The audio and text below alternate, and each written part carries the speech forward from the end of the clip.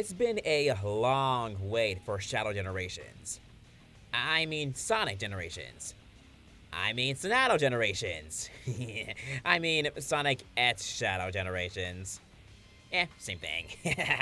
Okay, seriously, after so long, we finally have our hands on the remaster, which sold over 1,000,000 units in one day. How is that possible? Anyway, I was gonna do a dive into the gameplay and such, but I wanted to shift focus on this review towards the story aspect on both sides, as well as the changes to the original, in terms of voice acting, scene editing, and line changes. So let's get Sonic's side out of the way first, cause we all want to focus on Shadow.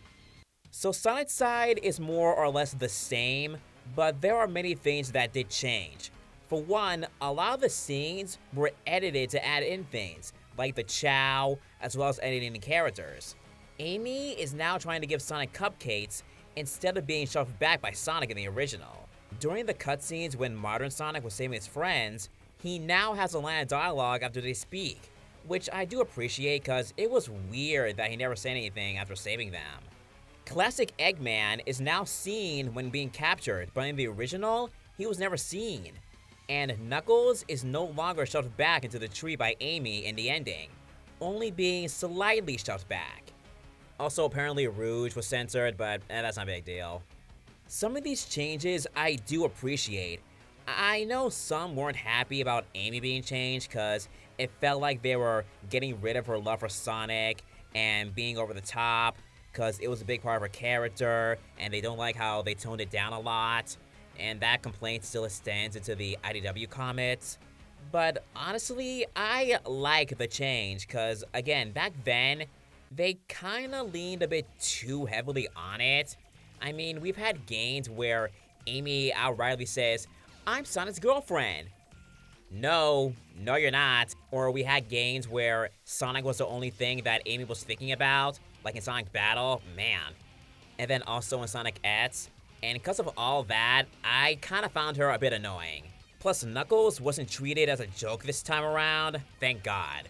I did mention line changes. Like, a lot of the dialogue was changed to include a few references and better writing, including the part when everyone is cheering on Sonic. This right here is much better. Not as cheesy at all. No more, "You got this, Sonic." That is more in line with Shadow. Sadly, the dialogue during the final boss fight is still there. And with these line changes, the voices of the characters had to redub a lot of new lines from the original, which does mean, aside from the voice cast that are still the same, like with Sonic, Amy, Eggman, etc., it does mean that the current new voices of Blaze/Omochao, Tails, Knuckles, Silver, and Espio return to reprise their roles and dub over the lines that were said by their characters' previous voice actors. Matthew Mercer returns to voice Espio, dubbing over Troy Baker, Erica Lineback over Laura Bailey, and Bryce Papenbrook over Quentin Flynn. However, this does bring in a lot of bad things, because a lot of the lines said here are sometimes out of sync or even off sync with the character models and doesn't match the lip movement, and it sounds weird when they exclaim them and, very off, and it sounds like they're just rushing to get a line said to, match with the lip movement somewhat. And then some of the lines don't even match with the cutscenes. Like with the added dialogue that Sonic has when saving his friends. Some don't match his expression, his body language and everything. His body animation doesn't match. In the first cutscene, when Amy gets rescued by him, he has the expression where he's annoyed, because in the original, he was annoyed by Amy's comment. But in this, he seems to be annoyed that Amy wants to return the favor of him helping her. But why? Why did they animate it like that? If they could animate the lips like that, why not, redo that scene and have it, be changed? I don't get it. But the best example is like when Knuckles asks Classic Sonic, "Where's the rest of my island?" Instead of, "Did you gain weight?" The scene still ends with Classic Sonic looking at his belly. Cause in the original, he did that because Knuckles asked about his weight. But in the redub, he asked, "Where's his island?" It makes it look like Classic Sonic ate the island. It doesn't make sense. Also, the line taste that they say now doesn't sound as good. Remember, it was a long time ago when Generations was released, and they all sounded all fresh. Now, it sounds not so fresh. You can tell, especially since all the VAs are older, so the line tastes are different, especially when the redubbed lines are the exact same ones from the previous game. I'm not kidding. Some lines are kept the same, but instead of just reusing the audio of that line, they have the lines reset, even when it's the same voice actor saying it again. I don't get why they did that. They sounded better in the original. Side note, I think Charmy should have gotten a different VA because Colleen O'Chauncey returned to voice him. But since back then in 2010, she didn't voice Tails yet, and now that she does, she had to do a different voice for Charmy to differentiate the voice between him and Tails. But they both sounded alike in Sonic Forces, and now this time she tried to do a new take on him. And yeah, it sounds off.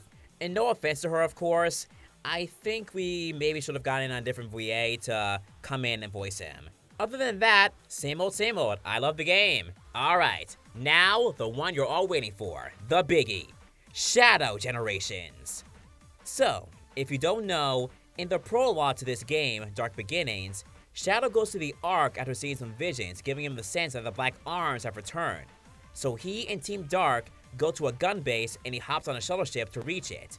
And by it, I mean the Ark. Anyway, so it is true that Black Doom has returned and Shadow has to do what he does best, take down any obstacle in his way.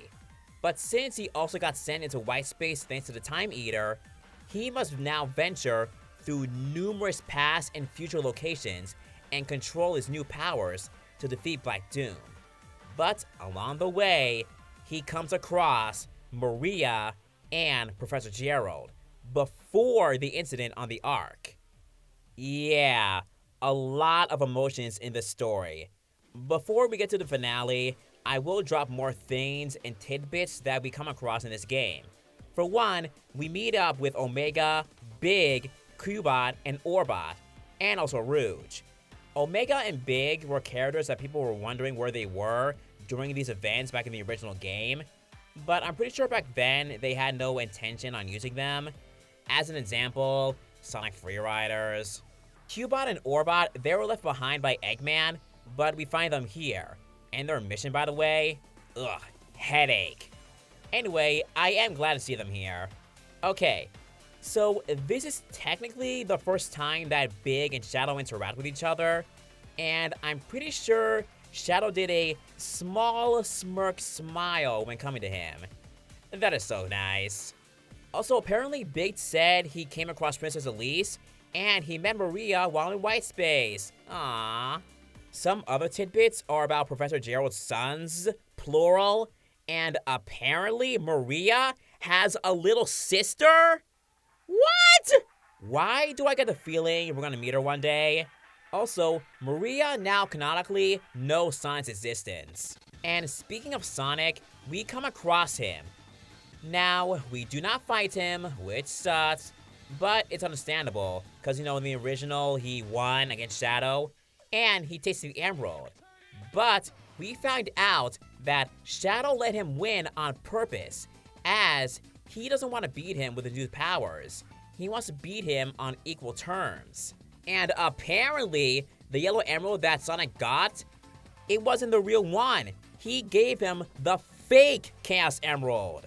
Rouge apparently switches it later at some point without Sonic noticing. Wow. He got played. Well, we all got played and never knew. Wow. Before we reach Black Doom, we come across some familiar faces. The more notable one is Mephiles. And it's kind of sad, because he wants to exist, and he's just basically trapped, hidden in time, since his timeline got erased, and he wants to be restored to the timeline. And since Shadow doesn't know about him, Mephiles is angry about that. Finally, we reach Black Doom in an epic showdown. And once and for all, he's gone. But things get sad when it's discovered that Gerald and Maria are going to be sent back to their point in time. And Shadow wants to stop it, but Maria convinces him that he can't. Upset, Shadow has no choice but to go, as everything and everyone is sent away. Shadow dashes by Rouge, and a tear from Shadow himself hits Rouge in the face. Rouge then looks on at Shadow as she knows that what just happened wasn't easy and follows him. And that's how the story ends. And that's where they meet up with Sonic in the final boss. Wow. I didn't expect them to hit me in the feels. I find this whole thing crazy because Shadow literally went through this whole major emotional adventure, while Sonic, he just had a happy-go-lucky time-traveling adventure. And the only people who know about what happened there are Team Dark. Wow. Shadow, he literally goes to the party, and you gotta wonder how he is feeling. How is he doing? Ugh. How can I play this and then see Shadow just standing there going through so much in his head? Also, Rouge and Amy are now the only ones to have ever seen Shadow cry, which is kind of fitting. Both of them are practically two of the few people who can reach Shadow. Oh boy, this game. It really does show that the team at Sega can do a game focusing on a character other than Sonic. It makes me hopeful that they do one with Silver or Blaze one day. Please! This game barely gets any complaints from me, but I do have some nitpicks. For one, I wish we got more Team Dark interactions in Shadow's story. Omega is just there. We don't even know where he goes by the time things are done. He's not at Sonic's party. Plus, I was hoping Maria and Gerald would interact with Rouge and Omega. In the hub world, they seem to have interacted based on their dialogue, but I wish we saw that. It seemed to only have them interact with Shadow. Also, where did Big go after all this? And where did Orbot and Cubot go? And I do wish we got to see Eggman come around here to see Maria and Gerald, but I guess that would have been too much. And also, it's so weird seeing the old cutscene animations compared to the newer fresh ones. And lastly, why was Chaos Island from Sonic Frontiers here? Like, Sunset Heights from Sonic Forces, I get it, because Shadow does appear in that game in the future, but he's not in Sonic Frontiers. He's only mentioned by Sonic once, while in the open world dialogue. It feels like that level was just a last minute addition for Shadow to have. Why not just pull another level from a different game that he showed up in? Anyway, that's my taste with the game. I am 100% happy with this game, no matter the critiques. It makes me wonder why this wasn't its own game, but hey, maybe one day we will get another Shadow-focused game. Gets a 9.5 out of 10 from me. Now then, where's that fourth Chaos Emerald?